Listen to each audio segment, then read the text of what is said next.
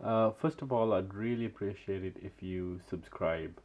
I'm getting close to 1,000 subscribers. I'd love to see that number hit 1,000. On top of that, YouTube tells me that about 90% of my viewers aren't subscribed. So if you did come across this channel, please hit subscribe. There's plenty of content here already, and it'll motivate me to make more videos if I see more subscribers. So it's been a while since I've done one of these, and I just happened to have the sub and the Speedy with me out of the safe. So, and I couldn't believe that I haven't done a sub versus Speedmaster video. I did have the two of these on the table for the Ultimate 3 watch collection, but I didn't compare the two. It also ties into recent videos and topics on Hodinky and other channels about the diver versus the chronograph. But I'm not going to start comparing the timing functions. I'm just going to look at these two watches and compare and contrast. When I was buying the Speedmaster, this was actually one of the things that I was comparing, because anyone and everyone knows these two watches, and when you're about to spend 3, 4, 5,000, well, back in the day at least, you'd consider both of these watches. So let's start at the beginning. Price, significant difference nowadays. This watch is around 3, 5, 4,000, and this one's probably around 6, 7 plus. So price wise they may not compare, but history, everyday variability, versatility, they are very comparable. So let's start with the Speedmaster. This is Omega's most iconic model. You can't argue with the history that this watch has and the versatility. It's a beautiful chronograph, one of the most iconic chronographs ever made, and it's in a perfect size of 42 mil. It's not too big, not too small, just right. And on the wrist, I'm not going to get a close up here, it sits perfectly on the wrist. It's got really legible hands.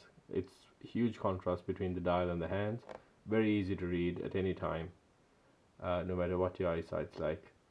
And the dial is just amazing. You can read articles about this dial, and it just goes to show how much work and thought that has gone into this dial.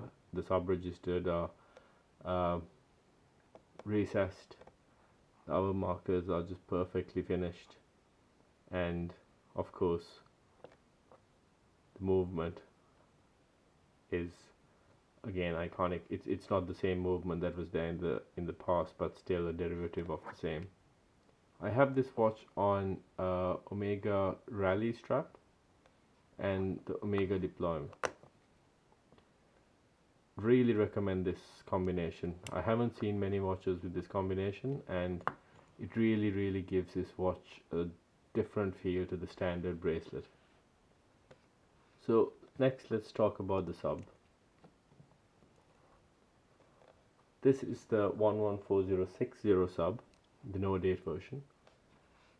This is over 5 years old now, I think, and it's one of my favorite watches in my collection because of the versatility.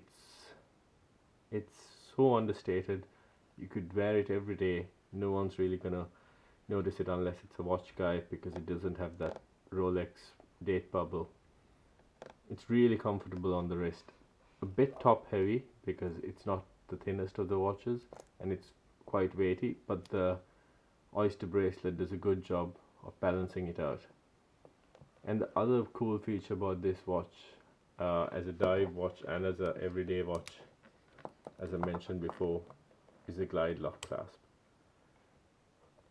If your Speedmaster is on a strap, that doesn't really matter, because as your wrist swells or not, you can adjust the sizing on the strap.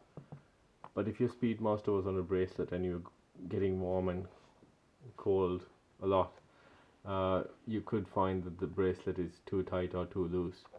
With the sub, you won't have the problem because you could adjust it on the go. The next obvious advantage of this is the dive capability. Even though the Speedmaster is rated that for swimming, I really wouldn't, and nobody would probably take it swimming. With the beauty of the triple lock crown, the sub has, unrivaled, at least when it comes to that, diving and swimming capability. This watch has been splashed, and I've gone swimming, not really diving, but it's had a lot of time in the water, and it doesn't miss a beat. It's actually it is probably the most iconic and the well-known diving watch. So how do these compare? Because that's what this video is about. If you wanted, again, as I always say, just one watch to have long term, both of these are perfect. But it boils down to what kind of person you are. If you are the type of guy that doesn't mind having a chunky watch, quite a large case size, and if you wanted a bracelet, then I think the sub is the way to go. But if you were the type of guy that likes to change things up, put it on a strap, put it on a bracelet, wear this as a more formal watch on a simple brown or black leather, or if you want to wear it as a sporty watch, put it on the bracelet, or like me, kind of keep it in between and have a rally strap, I think this is the better one. If I had to choose one watch, I really can't. That's why I have both. So, but if you were gonna consider both of these watches, I'd really recommend going into a shop, trying these on, and consider long and hard about the type of activities you plan to do. Because if you're going to be swimming and if you're going to take this watch with you everywhere, then I think the sub is the way to go. But if you're okay with the idea of having this watch for maybe 90% of your time, and then having maybe like a Seiko diver or maybe an Omega Seamaster, then I think this watch is the way to go. Look, it's been a really short and kind of a haphazard video. It's been a while since I've done one. Hope you enjoyed this video, and do subscribe. I'll do some more content in the next few days if possible. If you have any ideas for content, if you have any specific requests on any of my watches or any of the new watches that's going on, let me know, and I'd love to try and answer your questions. Even if you don't want a video, if you just want to ask me a question, leave a comment below or look back at the videos. There's a website where you can upload your photos to, and I will do collection reviews. Thanks again for watching. Do subscribe.